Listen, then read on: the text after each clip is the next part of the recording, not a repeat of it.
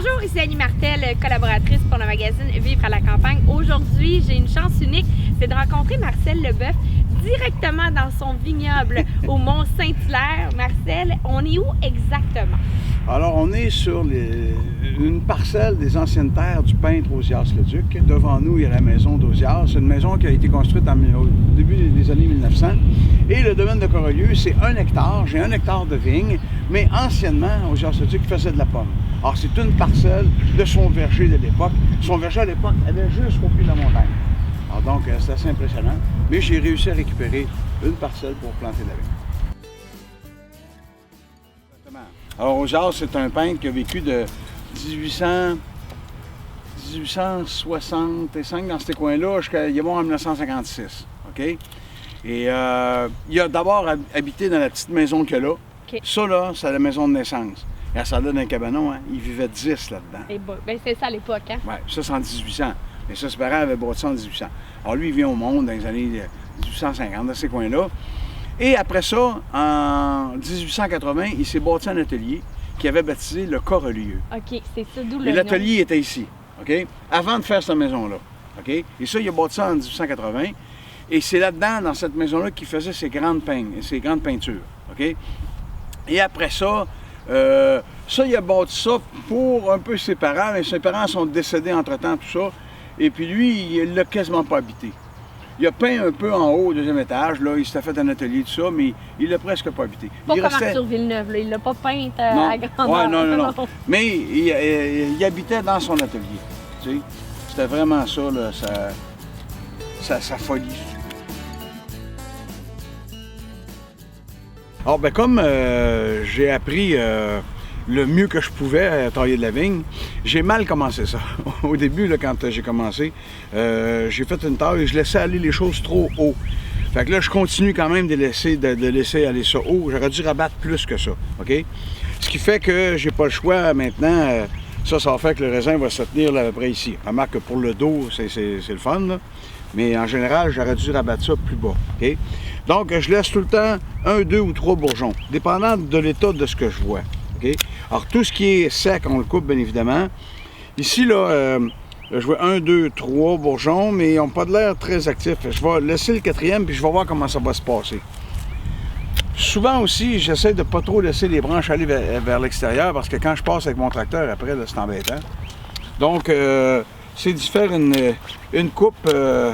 Comme quand j'étais petit, mon père, il nous faisait couper les cheveux bien courts dans les années 60. Mais vraiment, roll-ball. C'est un peu le genre de coupe que je vais faire aussi avec la vigne. Puis tout ce qui est mort, bien, c'est sûr autant que possible qu'on l'élimine. On laisse entre 2 et 3 bourgeons. La vigne, c'est bien fait en Moses parce que il y a le premier bourgeon. Le premier bourgeon te donne à peu près 2 grappes de raisin. Si ce premier bourgeon-là gèle, il y a un 2e bourgeon qui embarque et lui va te donner qu'une seule grappe de raisin. Mais si par malheur, les 2 bourgeons gèlent, t'en as un 3e qui lui va faire que de la feuille. Mais il va sauver la vigne. C'est extraordinaire. Il y a des milliers d'années en arrière de ça, là.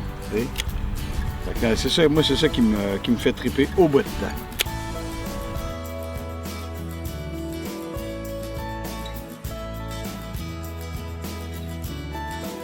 Alors, vous aurez un petit peu comment ça fonctionne dans un vignoble dans l'Arctique à suivre dans Vivre à la campagne.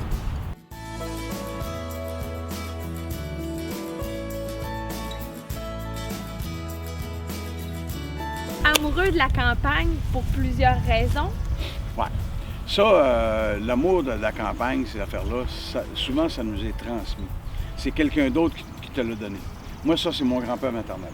Moi, mon grand-papa maternel m'a transmis l'amour, de la forêt, l'amour de la nature, le fait d'être à l'extérieur, de respirer, tout ça.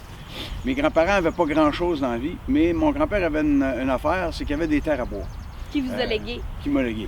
Puis là, je te parle, là, on est en 1981. Mes grands-parents et mes parents sont natifs d'un petit village qui s'appelle Tourville, dans le comté d'Ilette. Quand tu arrives à Saint-Jean-Port-Joli, tu rentres dans les Appalaches, à un moment donné, tu vas croiser Tourville.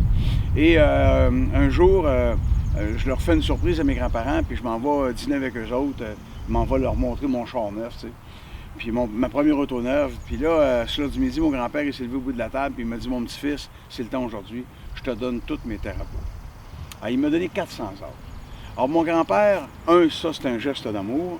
Et en plus, il m'a donné, et il n'y avait pas ces mots-là, mais il m'a donné une façon d'éviter bien les pédules puis bien les consultations, parce que quand je rentre dans le bois ou quand je suis dans la vigne, ça me regrande. Ça me regrande. Alors, c'est merci, grand-papa. Merci parce que c'est du gaz pour ma vie, tu comprends? Ça n'a rien à voir avec l'aspect monétaire, c'est non, vraiment l'aspect... rien à voir, c'est rien à voir avec l'aspect monétaire. Une nouvelle façon de vivre. Exactement. Et à partir de là, j'ai racheté un petit peu autour de moi à Tourville d'autres terres, fait que j'ai quand même un bon rond pour m'amuser là. J'ai une petite terre dans un village qui s'appelle Kingsbury, proche de Valcourt, où là j'ai mon érablière, parce que j'ai une petite cabane à sucre. Oui. Puis j'ai ça ici, et de la vigne, tu sais. Alors donc, c'est ça, c'est dans moi, j'ai besoin de faire ça, c'est une question de santé mentale.